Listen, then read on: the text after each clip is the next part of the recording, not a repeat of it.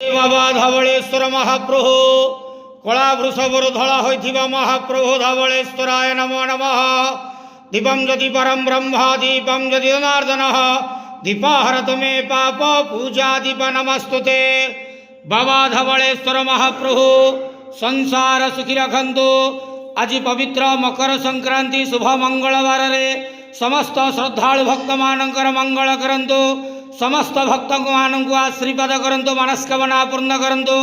कर्म क्षेत्र उन्नति करंतु। ग्रहरिष्टमान खंडन करंतु। जगतर मंगल करंतु। विश्वर कल्याण करंतु। आपणकर नाम विख्यात करंतु।